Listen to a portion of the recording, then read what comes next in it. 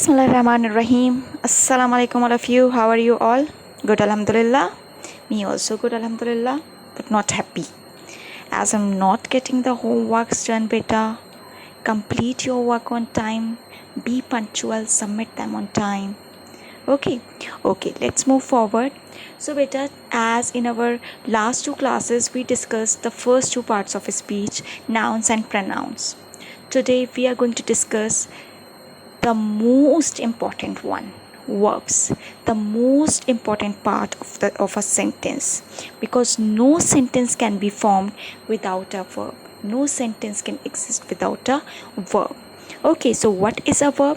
Verbs are words that are used to express an action, any action. Every sentence must have a verb. That's what I told you, that no sentence can exist without a verb. That shows that the subject is doing what the subject is doing, or explains what is going on. Means beta, what verbs are words that show actions or state. Actions means what the subject is doing, the work being done, physical activity. And state means the situation where no physical activity is involved, but the situation of something is shown. Okay, now beta, the verbs can further be classified on four bases. The first one is state or action, also called stative or dynamic. The second is main or helping verbs are also called auxiliary verbs. The third is regular or irregular, and the fourth is transitive or intransitive. Okay, now the first one is action versus stative. Okay beta, I already told you that the verbs are the words that actually show the action being done or the state. Correct. Now the action being done actually involves physical activities, and the state means what? Situation where no physical activity is involved, but some kind of situation is shown. As here also we can see action verbs describe actions we take or things that happen. Correct. The actions we take means the work we do, physical activity. Correct. Stative verbs describe states. They refer to the way the things are, appearance, state of being, etc. Beta, some of the stative verbs are like be, have, like, etc. Means where no action is involved, no physical activity is involved, but actually the situation of something or someone is shown. And the most important thing is stative verbs are never used in continuous forms. Means no ing form for the stative verbs. Correct. Here also we can see, for example, the action verbs or the dynamic verbs. Ali is reciting Surah Rahman. Subhanallah. Now here physical activity is involved, that Ali is reciting Surah Rahman. Is doing something physically. Correct. Some action is involved.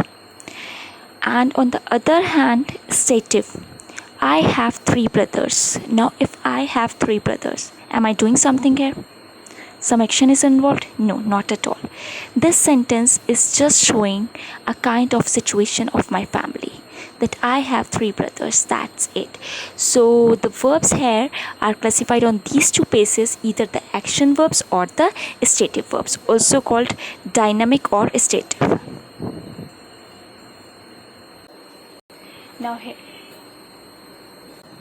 Now here we can see, regarding state and action verbs, some state verbs can be used in ing form. Like some exemptions are there. What are they? But only when they are used as a substitute for an action verb. Means the exceptions are there, but not when they are used as the state verbs, only when they are used as the action verb. For example, here we have got an example. I think it's going to rain soon. Now think. Think is a state verb over here. That shows opinion. So we can never say I am thinking it's going to rain, because no physical activity is involved over here. But if you say I am thinking something, means here I am doing something, I'm thinking, I'm using my brain. Here think is an action verb, a kind of physical activity is involved over here. That means I'm using my mind. Similarly, have can sometimes be used as I am having lunch right now. This is okay because we really mean eating. Here having does not mean in that sense a situation, but a kind of action verb, because here having means what? Eating. The next we have is main versus helping. Main verb or helping verb. A main verb shows the action or state of being in a sentence. So, beta, the words that actually show the action or the situation are actually the main verbs. What are they? They are our main verbs. Next, we have our helping verbs. A helping verb works with a main verb. With the name, it is clear, helping to help someone. Yes, so they actually help the main verb to show when the action or state of being occurs, to show us the tense of the action or the state.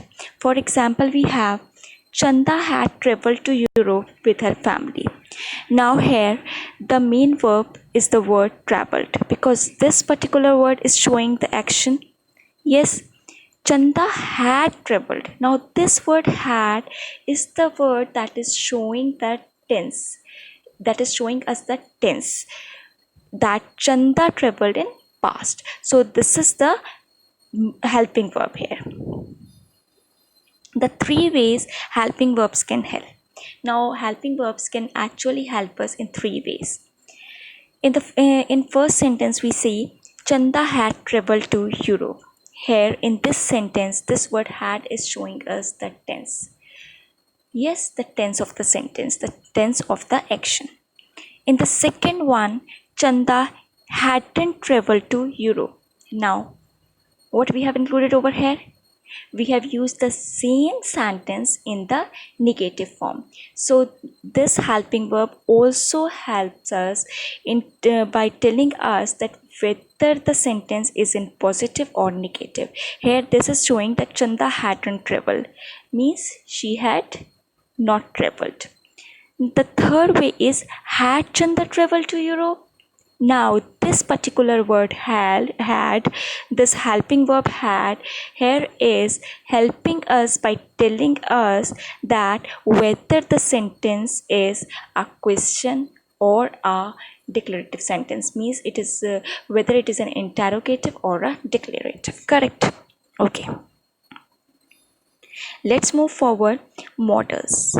Beta, modals are also the kind of auxiliary verbs. Here also we can see a modal is a type of auxiliary verb that is used to express ability, possibility, permission or obligation. What are modals? Modals are verbs like we use in our daily basis: can, could, may, might, etc. They actually help us express mood. What do you understand by the word mood? Means the feeling of the speaker. Okay, the feeling of the speaker. For example, here we have my sister can ride a bicycle. Now if I must have written this sentence as my sister ride a bicycle. Okay, my sister rides a bicycle. Here what does it mean? It means ki my sister, she rides a bicycle. But here this word can is actually showing the ability of my sister to ride a bicycle. So these are actually the words. They may express ability, possibility, permission or obligation. We have got a list over here. You can pause the window and have a look that these modal verbs can and could, they are actually used to show the ability. Can, could, may also be used for the permission. For example, we use on our daily basis, on the daily basis we use this word may. We ask our teacher, may I drink water? So what for are you asking that way? You are seeking the permission of the teacher. So these are the words, they are used to seek permission. Rest you may have a look. Okay, now pause the video and here write 5 sentences using modal verbs. So now take the help of the modal verbs, using use some of the modal verbs and write 5 sentences. The next we have is regular or irregular verbs. Okay, beta. Do you know that in English only verbs can have tenses? Isn't it? Only verbs can have tenses. And to make tenses, we change the forms of verb. Isn't it? To make the for example, if any verb we are using in the present tense, so we to change the tense, we will change the form of verb. We change the form of verb. For example, if in present we have cook, so in the past it will be cooked, isn't it? If in present we have walk, in the past it will be walked, isn't it? So this is what, this is the usual way, this is the usual way of making the words past, making the verbs past or the past participle by adding ed or d to the words. Correct. So such kind of verbs which use ed or d to make them past are called regular verbs. On the other hand, the verbs which do not add d or ed to make them past tense are called irregular verbs. For example, go. Do we ever say go it? No, we say go, went, gone, isn't it? To change it to past, we use went, and to change it to past participle, we use went, gone, isn't it? So such kind of words that do not use d or ed to make them past come under the irregular verbs. Now here are some of the verbs. Classify the following verbs as regular or irregular. Pause the video, do it, and submit me both of these works that we have done just now with your homeworks. Okay. The last one is transitive or intransitive. Children, do you know what are the objects? I explained to you in the last one also that the objects are actually the receiver of the actions, aren't they? The subjects are the doer of the actions and the objects are the receiver of the actions. They may be nouns or pronouns, isn't it? So with the transitive verbs are actually the verbs that need objects. A verb is transitive when it is followed by an object. A verb is intransitive when it has no object. For example, if I say I kicked, so obviously you will ask me, what did you kick? If I say I kicked, so you'll ask me, what did you kick? So there must be object, like I kicked a ball. Correct. Then only my sentence will be completed. Correct. So these type of verbs which need these type of verbs that need an object to complete the sentence are called transitive verbs. On the other hand, if I say I cried, so I cannot cry something, na, or I cannot cry someone. So these type of verbs that do not need any kind of object to complete the sentence are not followed by the object are called intransitive verbs. For example, we have got here third sneezed on Gul. So here third sneezed on Gul. On whom did she third sneeze? On Gul. So here we have got the object. On the other hand, we have who, third sneeze loudly. Here no object is there, so here this is intransitive verb. With that we come to an end of today's class. Hope you understood well the verbs and the classification of verbs, the basis of the classification of verbs well.